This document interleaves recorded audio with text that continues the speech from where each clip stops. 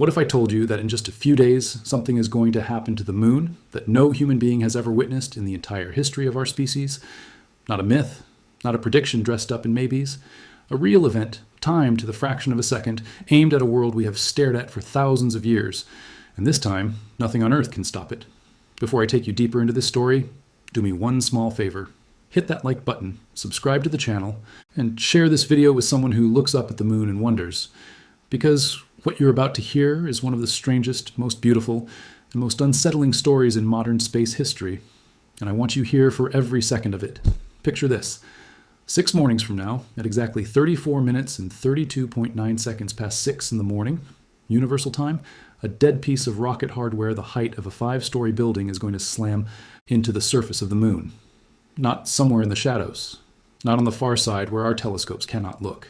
It will strike the visible edge of the moon, the part we can actually see from our own backyards, at over 5,400 miles per hour, releasing energy equal to roughly 3 tons of dynamite in a single blink. And the strangest part of this whole story is not the impact itself. It is that we have known this was coming for almost a year, and there is absolutely nothing anyone on this planet can do to change it. Let that sink in for a moment. Weather forecasters cannot tell you within half a day when a hurricane will actually touch land.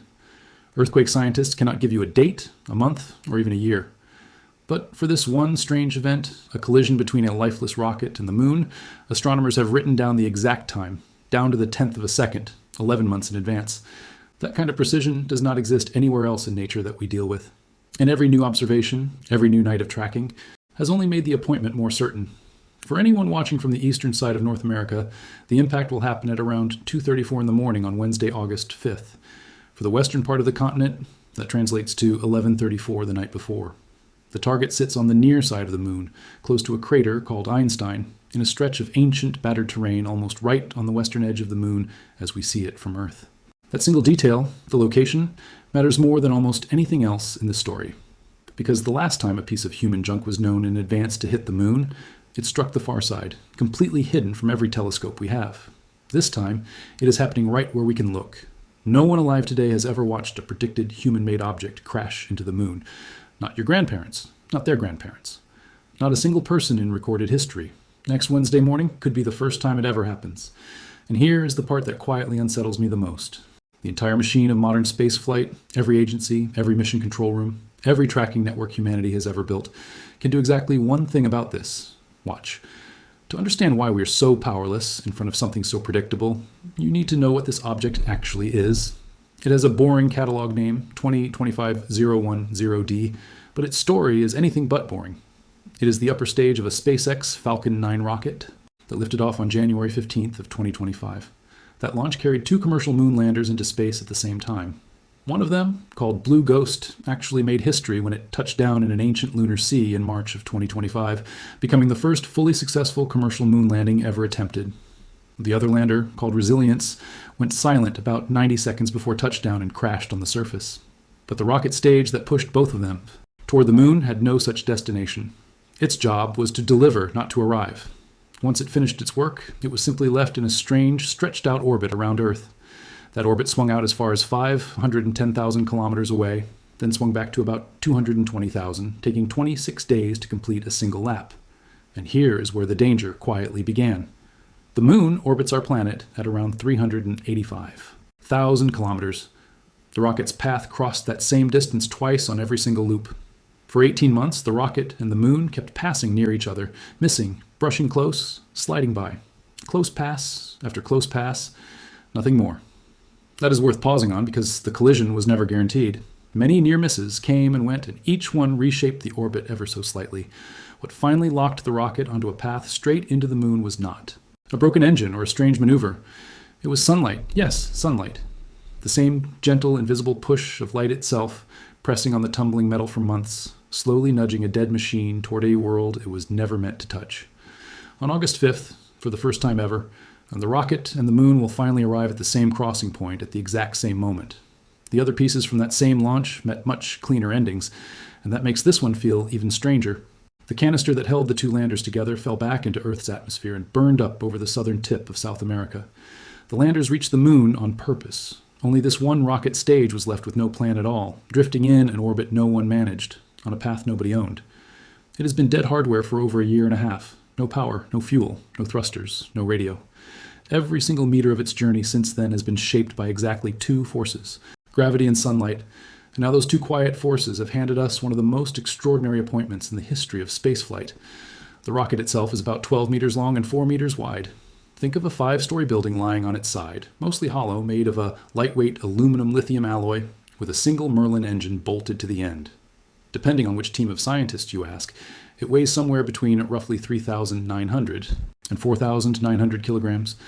That is a heavy, cold, silent piece of machinery gliding through space, obeying nothing but the oldest laws in the universe. Now, here's a question that will surprise you. Who actually discovered that this collision was coming? Was it NASA? No. Was it the Space Force? No. Was it any government tracking network anywhere on the planet? Also no. The person who spotted this event was a single independent astronomer named Bill Gray, a man who runs a small project called Project Pluto, whose orbit calculation software flagged the impact all the way back in September of 2025. He was quietly working through observations that had been collected almost by accident, and there, buried in the data, was a moonbound rocket. One man, one computer, one appointment written 11 months before the world would ever notice. That fact deserves a moment because it reveals something most people never think about. Military radar systems track thousands of pieces of debris in low Earth orbit. They can catalog objects as small as a lost astronaut glove or a dropped tool bag floating a few hundred kilometers above our heads.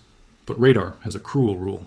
Push an object 400 times farther away, and its radar echo comes back roughly 25 billion times fainter. At the distance of the moon, our radar fences are basically blind. The only tools that can see something drifting out there are asteroid survey telescopes, the ones searching for dangerous space rocks, and a scattered community of amateur astronomers with their own backyard equipment. And here is where the story gets even more human. The asteroid surveys that first caught this rocket were not even looking for it. To them, high-flying pieces of human junk are just a nuisance, an annoying false alarm cluttering a search meant to find real threats to Earth. So the discovery of a moon impact more than a year in advance was, in a very real sense, an accident, a byproduct, something that fell out of somebody else's telescope time, noticed by one man running software that no agency asked him to write. That is, who is watching the space between our planet and our moon. That is it. By late February of this year, more than 1,500 observations of this rocket had piled up from observatories in Mississippi, Utah, Beijing, and England, along with amateur telescopes and asteroid surveys spread across the world. Now, one observer in Britain captured a 12-minute exposure where the tumbling rocket brightened and faded 5 separate times. Another measured its tumble at just over 3 minutes per full spin. Those numbers are not decoration. They are the entire game, because the one force nobody can perfectly calculate is sunlight, and sunlight only matters based on how the object tumbles. Gravity we know almost perfectly. The push of light is the wild card, and that wild card is exactly why the predicted impact point shifted 170 kilometers northwest between 2 updates earlier this summer, and only a few kilometers between later updates. The prediction is tightening. The appointment is holding. Now, quick pause. If you're still with me, and I hope you are, do this. Drop a comment right now with the word moon, so I know you made it this far. And give this video another share to a friend who loves space, mystery, or the strange edges of science. It genuinely helps the channel more than you know, and it keeps stories like this alive.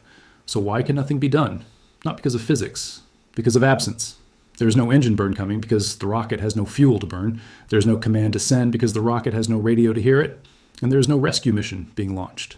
Because no such mission exists anywhere on Earth.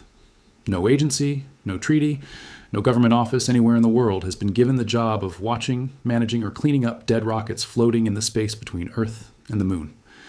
Bill Gray himself said it plainly. High-altitude junk, generally speaking, gets ignored. Nobody's problem. Nobody's job. Let that fact sit quietly for a second, because it is honestly the emotional center of this whole story. We live in a civilization that can predict a collision between 2 objects in outer space 11 months in advance, time to the half second, on a body we are actively planning to send humans back to. And yet, there is no one whose actual job is to know about such collisions, let alone prevent them. Nothing about August 5th can be stopped, and nothing's trying to stop it. But what can happen, and this is where the story pivots, is science. A surprising amount of it. Start with the raw numbers of the impact itself.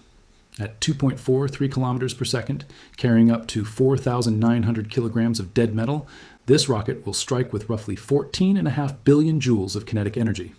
That is the energy equivalent of about 3 tons of TNT, roughly 15,000 sticks of dynamite, all of it delivered into one single point on the moon in less than a heartbeat. In Earth air, the rocket would be flying at Mach 7. It will arrive at an angle of about 31 degrees above the local horizon, and the result should be a brand new crater somewhere between 17 and 30 meters wide. The lower estimate comes from scaling up the last known junk impact from 2022. The higher estimate comes from the science team preparing for next week's event. Both agree on one thing. The crater will be smaller than one made by a natural asteroid of the same energy, because this rocket is a hollow shell, not a solid rock. But the amount of moon that gets flung outward is real, roughly 450 cubic meters of lunar rock and soil. That is somewhere around 1,100 tons, around 800,000 pounds. Almost 1 million pounds of moon dust, gravel, and stone blasted upward into the vacuum with no atmosphere anywhere to slow a single grain of it down. And this is where the accident turns into something valuable. Every crater scientists have ever studied came from an impactor whose exact mass, exact speed, and exact angle had to be guessed after the fact. This crater is different. This one, we know the projectile in detail. We know its size, its rough mass, its velocity, its angle, and its arrival time down to the fraction of a second.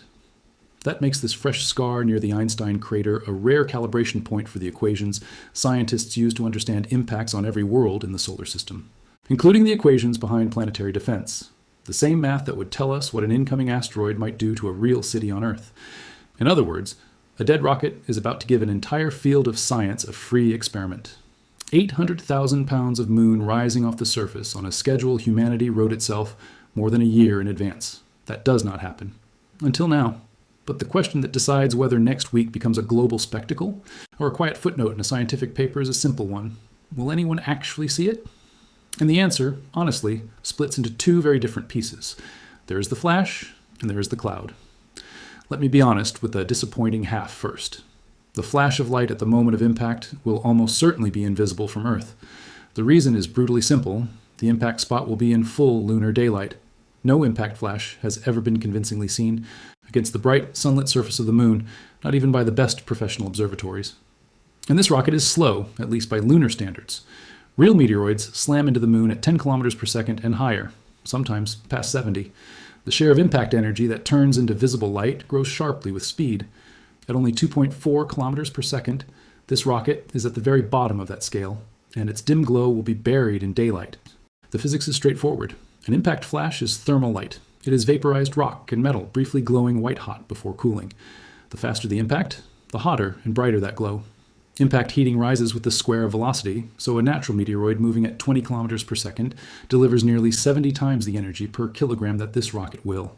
Astronomers routinely record those natural flashes, but only when the moon's dark side is facing us, against the black of space. Here we get the opposite. A slow projectile hitting a sunlit face. Everything about the flash is stacked against us. If that sounds pessimistic, history agrees. In October of 2009, NASA ran this exact experiment on purpose.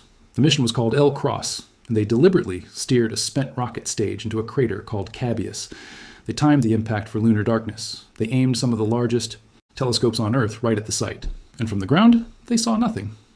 If a carefully planned impact under perfect conditions could not produce a visible flash, a dead rocket hitting a bright daylit surface will not be the one to break that record. But the flash was never the real prize. The real prize is what happens next, what rises after. 2 research papers published just this month redefine the opportunity, and this is where next week gets exciting again. Because the impact point sits almost exactly on the western edge of the visible moon, any dust and debris kicked upward could appear from Earth silhouetted against the black sky, hugging the bright rim of the moon, glowing softly from sunlight passing through the grains. Not a fireball on the surface, a cloud, rising off the very edge of another world. Slowly, silently, and in full view of anyone with a telescope pointed at the right place. The modeling team ran the numbers. Their simulation shows a curtain of ejected material climbing between 15 and 20 kilometers above the lunar surface, with a central spike of faster debris, reaching between 75 and 100 kilometers up, and material spreading around 183 kilometers outward from the impact site. Above 10 kilometers of altitude, the peak dust column would hold more than 60 million particles in every square meter of sky. In the first few minutes, that cloud could be many times brighter than the dark sky behind it. It could linger, in their best estimate, for around 10 minutes. That is the optimistic case. The honest case is that nobody truly knows, and the man who first predicted this impact is the source of the caution. Bill Gray's own quick calculation assumed slower ejecta, around 100 meters per second, which only rises about 3 kilometers before falling back to the surface, separating from the bright moon by a tiny fraction of a degree that is right at the edge of what any telescope on Earth can see. But if a meaningful fraction of the debris moves at 300 meters per second, the cloud climbs for 3 full minutes, reaches 9 times higher, and becomes something nobody could miss. The modelers say, watch closely. The predictor says, maybe. Nobody actually knows. And that uncertainty is what makes next Wednesday morning feel like an experiment we all get to run together, one that has been 11 months in the making. There's even a chemical twist waiting inside that dust. The tanks of this rocket are built from an aluminum lithium alloy. Observers are being encouraged to try a very narrow filter tuned to the glow of lithium at a specific wavelength of light, 670.8 nanometers to be exact. If that faint lithium signal shows up in the debris cloud, it would be the first time in history that the chemical fingerprint of a human-made object has been read directly from its own ejected dust. It would be a working proof of concept that we can identify what strikes another world just by the light thrown up from its own remains. That alone, if it works, is a small revolution in how we can study impacts anywhere in the solar system. To really appreciate what might happen next week, you have to look at the only previous event like it. And that story ended with a mystery. On March 4th of 2022, humanity witnessed its first ever predicted impact of human junk on the moon. And once again, the prediction was made not by a government agency, but by that same one man, Bill Gray. But it began with a public embarrassment. The object was first identified as a Falcon 9 stage from a 2015 launch. Then, after independent observers matched the object's paint reflection to Chinese rocket hardware, it was re-identified as the upper stage of China's Chang'e 5T1 mission from 2014. China denied it. Beijing has never officially acknowledged the impact. Even now, that stage struck the far side of the moon, near a crater called Hertzsprung, where not a single telescope on Earth could watch, which is exactly why next week is unprecedented. When NASA's Lunar Reconnaissance Orbiter finally photographed the crash site 3 months later, it saw something no one had predicted: a double crater. 2 overlapping pits, 16 and 18 meters across, spanning about 30 meters together. And that double crater told scientists something disturbing. A double crater implies the impactor had significant mass at both ends. Mass that was never listed on any public manifest. Because think about it. A standard rocket stage is basically a hollow tube with one heavy engine on one end. It should leave 1 crater, not 2. Whatever was mounted on the far end of that Chinese rocket has never been publicly explained. It remains one of the strangest, most unsettling small mysteries in modern lunar history. A piece of hardware that left behind a fingerprint that its own paperwork could not describe. Here's why that suddenly matters again for August 5th. The Falcon 9 stage arriving next week has one heavy engine on one end and nothing comparable on the other. The prediction is simple: 1 single crater, roughly 17 meters across, nothing dramatic, nothing weird. When the Lunar Reconnaissance Orbiter photographs the new scar near the Einstein crater in the weeks after impact, that image becomes a verdict. If it is a single, clean crater, the physics closes neatly. Everyone goes home. But if it is 2 craters, then the 2022 mystery reopens on an object we thought we understood completely. An object tracked by more than 1,000 observations from around the world. Before we go further, quick reminder: if this is blowing your mind, do me a small favor.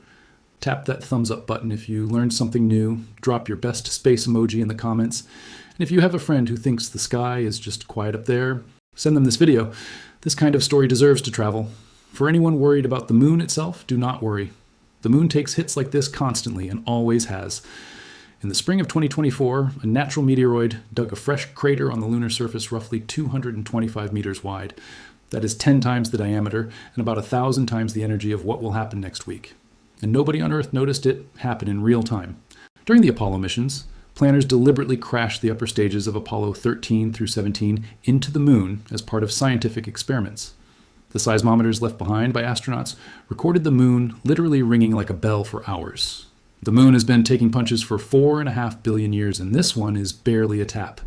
What is different about next week is not the wound. It is that this one belongs to us. We saw it coming. We wrote down the time.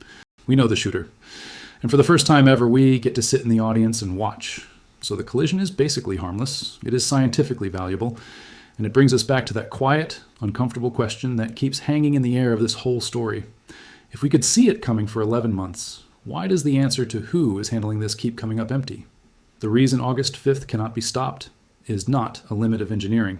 It is that between the orbit of Earth and the surface of the moon lies a huge region of space where we can barely see, where nothing is owned, and where no one is expected to clean up. Roughly a dozen dead, high-flying objects are currently known to be wandering that stretch of space between here and the moon. But we only know that because one contractor and a scattered community of amateurs bothered to keep looking. Over 600 Falcon 9 rockets have launched into space, most of their spent uppers. Stages either fall back to burn up in Earth's atmosphere or get thrown outward into orbit around the sun where they will never bother anyone again. This one was simply not sent to either place, and once it drifted, it belonged to no watch list. Compare that to how carefully we treat the space closer to Earth. Low Earth orbit has entire collision avoidance systems. Companies get daily conjunction warnings. There are debris catalogs updated around the clock. There is real international pressure on satellite operators who leave junk behind. Cross a certain invisible line up in altitude, though, and every one of those systems disappears. The rocket that will hit the moon next week spent 18 months in a region where the entire monitoring effort of the human species was basically one man's software running quietly in the background, along with whatever crumbs the asteroid surveys happened to notice. If that same rocket had been on a path to hit, something we actually cared about, a lunar orbiter, a lander in its final approach, a future crewed vehicle, the warning still would have come from the same place. One man's inbox. That is not a movie. That is our present. What makes this even more uncomfortable is that the solution already exists. And it is not expensive. It is called heliocentric disposal. It simply means using the last remaining bit of a rocket's fuel to push it into an orbit around the sun, permanently away from Earth and the moon. It has been done before. It was done for the rocket that launched the James Webb Space Telescope. It was done as recently as last November for the Falcon 9 upper stage from the Escapade Lunar mission. It works. It is simple. But it is not required by any rule, so it is not routine. And now the traffic is only growing. The new Artemis era means more lunar launches, more discarded stages, more dead metal drifting across the paths of future landers, orbiters, and eventually the astronauts themselves. Every single one of them will fly through the same invisible neighborhood this rocket wandered for 18 months. In that sense, next week's impact is a free warning shot. The gentlest possible reminder that a blind spot this big in a region we are learning to occupy will not stay harmless forever. Now, before we get to the finish, I have to address the noise. There are claims spreading online that this impact is deliberate, that the rocket is being aimed at the moon on purpose, or that its identity is being hidden. The tracking data breaks both of those ideas apart in seconds. Steering a rocket requires fuel and a working engine, and this one has neither. It has been powerless for over a year and a half. The predicted impact point drifted 170 kilometers between two updates this past summer, pushed by nothing but the pressure of sunlight itself. Nothing under human control behaves like that. As for the identity claim, people keep pointing at the 2022 mix-up as proof of a cover-up. But that story actually proves the opposite. That misidentification was caught and corrected out in the open by independent astronomers using the object's own paint spectrum. Everything about this new rocket is anchored to its January 2025 launch by more than 1,000 independent observations from around the world. The paperwork is open. The math is boring. The physics is exactly what it looks like. Nobody aimed this rocket at the moon, and nobody was even capable of aiming it anywhere else. The truth is stranger than any conspiracy. So here's what happens next, and here's how you can be a part of it from your own home. Between now and the 5th of August, the tracking updates will keep pinning the impact down to within a few dozen meters and a fraction of a second. Watch for the final numbers in the first days of August. There is one real wildcard left. Because the impact site sits right on the visible edge of the moon, a small shift in the wrong direction could push it just over the edge to the far side, hiding the entire event from Earth forever. Every single update between now and next Wednesday matters. If the impact stays on our side of the line, the viewing geometry favors this side of the world. The eastern half of North America and much of South America get the best seats in the house. The moon will be about 56% illuminated, sitting in a dark sky at the time of impact, rising around midnight to 1 in the morning local time in the eastern United States, with the planet Saturn shining conveniently nearby as a bright signpost. You will not need a professional observatory. Even backyard telescopes may be enough if you know how to prepare. The advice from the observing campaigns is simple. Frame your camera so the bright disk of the moon sits just off the edge of your sensor, killing most of the glare. Record video at 20 frames per second or faster, higher if you can. Use an infrared filter to cut the shine of the sunlit disk. If you want to attempt the really historic measurement, that faint lithium glow from the rocket's own metal, use a narrow band filter at 670.8 nanometers and do a full rehearsal on the night of August 4th when the moon sits at almost the exact same position and phase. There is also a quieter experiment riding along with this one. The observing campaign is deliberately using August 5th to test a new pipeline for pinpointing lunar impacts, an idea that is a direct descendant of the Apollo era, when those deliberately crashed rocket stages calibrated the seismometers left behind on the surface. If the localization technique works cleanly on a known impact like this one, it becomes a working tool for future lunar seismic networks watching. For unknown ones, whether the plume rises or not, the data will flow somewhere useful. Then, in the weeks after, watch for the Lunar Reconnaissance Orbiter's images of the fresh crater near the Einstein crater. That single photograph either closes the entire file with one clean scar or blows the 2022 double crater mystery right back open. Both outcomes carry weight. Both mean something. If the dust rises high enough for the world to see, images will circulate within hours, and this channel will break down every angle of them for you. If the moon simply swallows the moment in silence, then that silence itself becomes an answer to a scientific argument that has been running quietly all month. And it will tell us something sobering about how much can actually happen in our own neighborhood in space without anyone noticing. Either way, next Wednesday morning, humanity keeps an appointment it never planned to make, confirmed to the half. Second, the first moon impact in recorded history that anyone alive has ever been able to actually watch happen. Whether the dust climbs high enough to catch the sunlight, or the moon quietly closes its hand around the moment, the answer arrives at exactly 34 minutes past 6 universal time. And that is the strangest, most human part of this entire story. For thousands of years, we stared at the moon and made up stories about it. We wrote songs about it. We prayed to it. We dreamed of walking on it. We finally did. And now, in the middle of a normal week, a piece of our own machinery, forgotten, ignored, unwatched by nearly every agency on this planet, is about to make history with a hit that our whole species could see coming from almost a year away. A quiet lesson delivered by a piece of metal we forgot we owned, arriving exactly on time at a world that has always been waiting for us to pay attention. So set your alarm, charge your camera, point your telescope, wake up your friends, watch the limb of the moon on Wednesday morning. Because whatever happens, whether it is a bright cloud rising against the darkness or a silence loud enough to teach us how blind we still are, you will be watching a moment no living human has ever seen before. And when it is over, whether the world cheers or barely notices, remember this. The moon has been hit 1,000 times before, but this time, for the first time, we knew. We watched. And in that small, quiet act of witnessing, something about our relationship with the sky changed forever. Watch the limb. The universe is about to answer us back.